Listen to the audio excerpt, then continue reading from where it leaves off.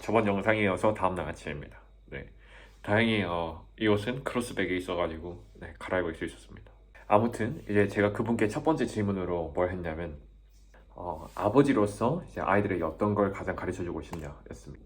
네, 왜냐면 이제 제 궁극적인 꿈은 부자빠가 되는 거기 때문입니다. 근데 뭐 이제 부자빠라고 해서 이제 말 그대로 부를 많이 가진 아버지가 되겠지만 제가 말하는 부의 그 초점은 이제 좋은 차, 좋은 집이란 재산이 많다기보다는 일단 최대한의 여유가 있는 그런 아버지입니다. 왜냐하면 그 정도의 여유가 있다면 제 부인과 제 미래의 자식들이 하고 싶어하는 것들을 최대한 서포트 해줄 수 있겠죠. 그리고 이제 여기서 나오는 더 깊은 이유는 제가 제 자신을 너무 좋아하기 때문입니다. 한국어랑 관련된 일을 하면서 제가 처음으로 이걸 일이라 생각 안 하고 돈을 벌면서 즐기고 있다라는 걸 느꼈었고, 이제 또 이게 잘 되고 있으면서도 내가 할 수 있는 건 이것밖에 없을까? 라는 의문점이 계속 들었고, 뭐 이게 나름 저를 많이 괴롭혔습니다. 네, 그래서 저는 영국에 와서 이제 새로운 비즈니스 아이템을 찾으려고 많이 노력을 했고, 이제 그게 나름 브리또입니다. 네. 뭐 이제 이러한 생각을 제가 가장이 되었을 때 가졌다고 가정해 본다면, 제가 제 하고 싶은 것들을 하기 위해서는 일단 물질적인 여유가 있어야겠죠. 그런데 이미 저에게는 부인과 자식이 있기 때문에 이들에게 책임감이 막중하게 있습니다. 이제 가장으로서의 역할도 가장 중요하다고 생각하기 때문에 그 무엇보다, 왜냐면 이걸 제가 제 아버지로부터 많이 보고 배워왔기 때문에. 네, 그래서 이제 그들을 먼저 서포트 해주고, 이제 그 다음 내가 진짜 좋아하는 거, 즐길 수 있는 거, 사랑하는 거를 하기 위해서는 무조건 여유로워야 된다고 생각합니다. 네, 그래서 저는 이제 부자 아빠가 되고 싶습니다. 하여튼 이제 제 지인분의 남편분은 나름 부자 아빠가 되셨죠. 네, 그래서 이제 제가 만약에 먼 미래에 부자 아빠가 된다면 제 아이들에게 어떻게 교육을 해야 되나, 네, 이런 거에 대해서 상당히 고민을 많이 해왔었는데, 그런 거를 이제 진짜 실존하시는 분께 여쭤볼 기회가 있어서 물어봤습니다. 네, 뭐 그분이 대답하시기를 솔직히 말해서 그냥 평범하고 뻔한 답변이었어요. 하지만 이제 누가 말하냐, 그리고 어떻게 말하냐에 따라서 이제 굉장히 받아들이는 게 달라지겠죠. 이분이 뭐라고 말씀하셨냐면, 모든 일에는 운이 따르고 그 운을 잡기 위해서는 넌 항상 노력해야 된다. 이거를 주입시키고 싶다고 하셨습니다. 말씀을 하시면서 한 가지 예를 들어주셨는데, 네, 회사에서 이제 열심히 일을 해서 그만큼 성과를 내고 이렇게 쭈르르 올라가고 있었습니다. 네, 그런데 이때 뭐 위에 있는 누군가가 퇴사를 했거나 무슨 사연으로 인해서 이제 회사를 관두게 되면 이 자리는 뭐 제가 차지할 수 있는 거죠. 네, 그리고 이제 여기서 이제 제가 그 자리를 차지할 수 있었던 이유는 그분이 운이 좋게 나가서 운이라고 생각할 수 있지만, 제 근본적인 이유는 내가 지금까지 열심히 해왔기 때문에 그 운을 잡은 거다라고 뭐 예를 들어주셨습니다. 네, 그리고 저는 이제 이 이야기를 들으면서 든 생각이 뭐냐면, 이제 뭐 대부분 성공한 사람들의 책이나 이제 이야기를 들어보면 항상 운이 좋았다고 말을 해요. 그리고 이제 그런 이야기들과 이분이 말씀하신 거를 이제 합쳐보면 결국은 그 사람들은 항상 열심히 해왔고 운이 좋았다는 말은 겸손이다 라고 생각을 했습니다. 그 이야기를 듣고 저도 항상 많이 노력해왔지만 더 준비되어 있는 사람이 되자 라고 생각했습니다. 이제 그 이야기를 저한테 접목시켜 보면, 제가 전역을 하고 학교에 돌아왔을 때 혼자서 영어 공부를 진지하게 다시 시작했고, 학교에 있는 교내 활동, 그리고 제가 할 수 있는 대외 활동 다 참여해보면서 이제 사람들과 소통하는 방법, 그리고 팀원을 꾸리는 방법, 그리고 뭐 역할 배분, 이런 것들을 다 하나하나 경험하면서 저만의 스킬을 많이 써왔던 것 같고, 이제 그런 스킬들을 제가 일을 하면서 다 잘 써먹을 수 있었다고 생각합니다. 네, 또 그래서 지금 생각해 보면 이제 그런 활동들은 또 뒤에서 뭐 교직원분들이나 이제 교회 단체 그런 분들의 노력으로 인해서 만들어졌고, 저한테 그런 기회가 주어졌으니까 네, 저도 굉장히 운이 좋았네요. 네, 이제 그 다음 질문으로는 본인이 일을 하는데, 그리고 커리어를 계속 이끌어 나가는데 가장 중요하게 생각하는 모티베이션이 뭔지 여쭤봤습니다. 이 질문에 대해서는 뭐라고 답변해 주셨냐면, 본인이 어떠한 소속에 들어갈 때 본인이 가장 바보 같은 사람이 되길 원한다고 말했고, 그런 그룹에 소속되는 걸 좋아한다고 하셨고, 그게 곧 모티베이션이라고 하셨습니다. 왜냐하면 제가 가장 부족한 사람인 상태에서 어떠한 그룹에 들어가면 이제 저를 제외한 나머지 사람들은 저보다 더 나은, 그러니까 더 쉽게 말해 더 똑똑한 사람이겠죠. 이제 그런 사람들과 소통하고 일을 하면서 배우는 게 더 있고, 결국에는 더 이득이 되는 사람은 내가 될 수 있고, 이제 그걸 배움으로써 나는 이제 저 사람들을 따라잡겠다라는 목표가 생긴다고 하셨습니다. 이제 그 목표가 이제 이분에게 가장 큰 모티베이션이고, 그 모티베이션이 지금의 자리까지 오게끔 만들었다고 하셨습니다. 네, 그 얘기를 듣고 이제 제 지난 과거들에 대해서 많이 생각을 해봤었는데, 저에게 있어서 가장 큰 모티베이션은 그냥 명백하게 돈이었습니다. 네, 처음에 제가 했던 일을 시작했을 때는 그냥 진짜 재미로 시작했었는데, 이게 어느 정도 이제 이 시장이 커짐을 짐작하고 점점 진지하게 할수록 그만큼 수입이 낮고, 제가 부모님한테 받았던 월급에 뭐 수십 배씩 이제 벌기 시작되면서 처음 보는 숫자들이 저를 굉장히 미치게 했었습니다, 사실. 그게 이제 쌓이고 쌓이는 걸 보면 볼수록 저는 거기서 또 희열을 느꼈었고, 이제 그게 가장 중요하다고 잘못된 생각을 했었죠. 제가 뭐 2년 반 동안 일을 하면서 뭐 굉장히 큰 돈을 번 것도 아니고, 먼 미래에 제가 생각하는 꿈의 그 종착지에 도착한다면 지금의 저는 진짜 아무것도 아닌데, 이제 그 당시에는 남들이 10년, 20년 목표하는 것들을 이제 몇 년 안에 이루었으니까, 이제 그거에 대한 거만함이 이제 나도 모르게, 진짜 나도 모르게 나았던 것 같고, 그게 또 누군가에게는 불편함을 줬을 거고, 상처도 줬겠죠. 네, 뭐 어떤 부분에서 사람은 다 똑같다고 느낀 게 뭐냐면, 저는 그런 사람이 안 되기 위해서 이제 이런 것들을 경험해본 분들의 이야기를 굉장히 많이 찾아보고 들어봤었는데, 결국엔 저도 똑같은 사람이 돼 있더라고요. 그래서 이제 어떠한 일이 본인에게 직접 닥치지 않는 이상 그 결과는 아무도 모른다고 생각합니다. 네, 그리고 이제 영국에 온 뒤로 일을 엄청 많이 줄이고 여행도 하고 이제 동생들도 만나고 또 많은 사람들을 만나면서 이제 제가 2년 반 동안 못했던 것들을 굉장히 많이 해봤는데, 일단은 그 사이에 저는 공감 능력이 상당히 올라갔고, 그렇게 되면서 제 삶과 일에 대한 모티베이션도 조금씩 바뀐 것 같아요. 네, 뭐 제 MBTI는 여전히 성공과 물욕에 가득 찬 ENTJ이긴 하지만, 그래도 예전에 비해서 이제 바뀐 지금의 저를 생각해 본다면 그래도 조금은 사람들이 더 행복해 할 수 있는 비즈니스 모델, 그런 걸 찾고자 하는 것 같습니다. 그리고 이제 제가 원하는 목표와 이 사람들의 행복, 이 두 개의 결합체는 바로 브리또죠. 네, 약간 이게 말이 되는지 모르겠는데 저는 제가 행복해야 모든 게 행복하다고 생각했던 사람입니다. 네, 그런데 이제 그냥 제 생각들을 비우기 위해서 이제 동영상 편집을 하기 시작했고, 이제 그러면서 동생들을 위해서 여러 가지 영상들을 만들다 보니까 동생들이 그 영상을 되게 좋아하고 고마워하고, 또 제가 올리는 영상들을 이제 봐주시는 여러 분들이 계셨기 때문에 남들에게 주는 행복도 굉장히 소중한 거구나, 이거를 여기 와서 느끼게 됐습니다. 많이 늦었죠. 네, 좀 말이 흐지부지 됐는데 다시 요점으로 돌아가자면, 이전에 저에게 모티베이션은 100% 물욕이었는데 지금은 약 38%의 물욕과 62%의 남에게 주는 행복이다. 네. 네, 그리고 이제 세 번째 질문은 제가 한 건 아니고 사실 다른 손님도 한 분 와 계셨습니다.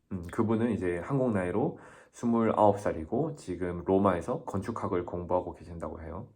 이제 그분이 이제 다시 그 남편분에게 했던 질문이 뭐냐면, 너가 지금의 내 나이 때 뭐 하고 있었어? 였습니다. 그리고 이제 답변부터 이제 클래스가 달랐죠. 네, 뭐라고 하셨냐면 I went to Silicon Valley. 네, 이분은 네덜란드 분이신데 그때 이제 어느 정도 학위를 다 마치시고 네덜란드에서 일을 할 수도 있었지만, 그런 미국의 문화와 이제 사람들과 소통하면서 본인을 발전시킬 수 있는 그런 환경이 미국에 잘 되어 있다고 생각해서 그냥 바로 미국으로 떠나셨다고 해요. 네, 그리고 그게 실리콘밸리죠. 그 당시 구글은 정말 아무것도 아니었다고 해요. 그래서 이제 이분이 이제 직업을 찾고 계실 때 지인이 구글에서 일해봐 이랬는데, 구글이 뭐야? 라고 하셨대요. 네, 당신은 이제 소프트웨어에 좀 더 집중돼 있고 그에 대한 산업에 사람들이 관심이 많아서 그와 관련된 일을 하고 싶다고 하셨었는데, 그때 구글의 비즈니스 모델이었던 서칭 엔진은 굉장히 바보스럽다고 느껴졌대요. 이제 그래도 이제 그 사람들이 뭐 하는 사람들인지 이제 이야기를 해보자 해서 이제 만나서 인터뷰를 했고, 그 사람들이 원하는 인재상 이제 그런 것들이 본인과 잘 맞아서 이제 조인을 하게 됐는데, 결국엔 가장 큰 회사가 되었죠. 그래서 제가 이제 그분께 여쭤봤습니다. 커리어적인 부분에서 구글을 그때 선택했던 것이 최고의 선택이었나요? 라고 여쭤봤는데, 답변은 I don't think so 였습니다. 그래서 왜? 냐고 다시 여쭤봤는데 본인에 대한 믿음 그리고 자부심이 굉장히 커셔서 이제 그렇게 말씀하신 것 같아요.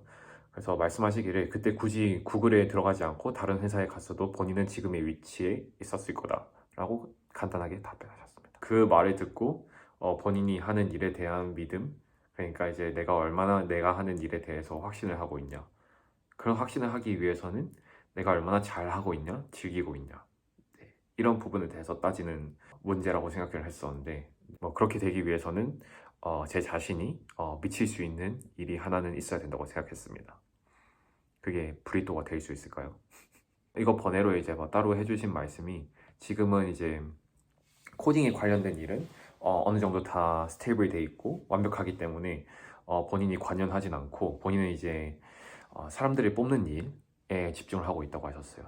네, 근데 이제 이분이 이제 사람들을 고용하는 스타일이 뭐냐면 그냥 10명의 평범한 사람보다 1명의 천재를 고용하자 였습니다. 뭐 쉽게 말해서 이제 10명한테 10만 원씩 해서 100만 원 주는 것보다 1명한테 100만 원 주는 게 훨씬 낫다 였는데요. 그 이유가 뭐냐면 한 가지 일을 이제 1명의 천재에게 던져줬을 때와 이제 10명의 평범한 사람들에게 던져줬을 때 이 천재는 그 일을 뭐 예를 들어서 6시간 안에 끝낼 수 있다고 했어요. 그런데 이제 이 평범한 사람들은 이 천재보다 더 많은 시간이 걸리겠죠. 아무리 분업을 한다고 해도. 왜냐면 이미 그 천재는 이 일에 미쳐있는 사람이기 때문에 그 사람들이 이 천재 영역을 뛰어넘을 수 없다고 말씀하셨습니다. 그리고 이제 이 천재는 평범한 사람들에 비해서 더 빨리 일을 끝내니까 그 근무 시간 이외에 본인이 하고 싶은 뭐 여가 생활이나 취미 생활을 즐길 수 있겠죠. 그러면서 삶의 질은 높아지고 워라밸이 맞아 떨어진다고 말씀하셨습니다. 그래서 만약에 우리가 누군가를 고용해야 할 그런 위치에 서게 된다면 10명의 평범한 사람보다 1명의 천재에게 더 많은 돈을 주고 그 사람을 고용하자. 또 신기했던 게 뭐냐면 제가 예전에 책에서 봤던 내용을 이분이 똑같이 말씀해 주셨는데 그게 뭐냐면 인적 레버리지를 잘 활용하는 겁니다. 인적 레버리지라는 말을 이제 그냥 쉽게 말하면 내가 하기 싫어하는 일, 내가 못하는 일을 다른 사람한테 맡기자 합니다. 그 일은 분명히 나도 할 수 있는 일이지만 누군가가 내가 하는 역량만큼 할 수 있다면 그 사람을 고용하는 데에 대해서 돈을 아끼지 말라고 하셨습니다. 왜냐하면 내가 이제 그 일에 쓰는 시간과 에너지를 내가 좋아하는 일, 내가 잘하는 일에 쏟으면 이제 그에 대한 결과물이 이것보다 훨씬 더 크기 때문이죠. 네, 그리고 굉장히 흥미로웠던 게 뭐냐면 이러한 바탕으로 해서 제 지인분의 가정은 굉장히 잘 구성되어 있었습니다. 네, 일단 그 남편분은 일단 이 가정의 가장이죠. 네, 그래서 가장으로서 주된 경제 활동을 하고 이제 그러한 공급을 이 가정이 함으로써 이제 기본적으로 가정이 잘 돌아가게끔 하는 역할을 해주셨고 또 제가 이번에 만났을 때는 주말이었으니까 아이들과 놀아주는 것들 뭐 그런 것들도 뭐 쉽게 볼 수 있었습니다. 그리고 이제 제 지인분은 이분의 와이프이자 제 아이들의 어머니시죠. 네, 일단 제가 놀란 게 뭐냐면 이분은 지금 가정주부이신데도 불구하고 남편분이 하시는 모든 일들을 그분만큼 알고 계셨습니다. 남편분이 어떤 일을 하는지 이제 그 일은 어떤 일인지 그 일은 어떻게 돌아가는지 이제 거기에 대한 용어는 뭔지 어떠한 고객이 있는지 이런 것들을 모두 다 알고 계셨는데 제가 여기서 또 느낀 게 뭐냐면 만약에 남편분이 일에 대한 고민 뭐 이런 게 있으시다면 이 부인분과 나누면서 어떠한 돌파구를 찾을 수 있겠죠.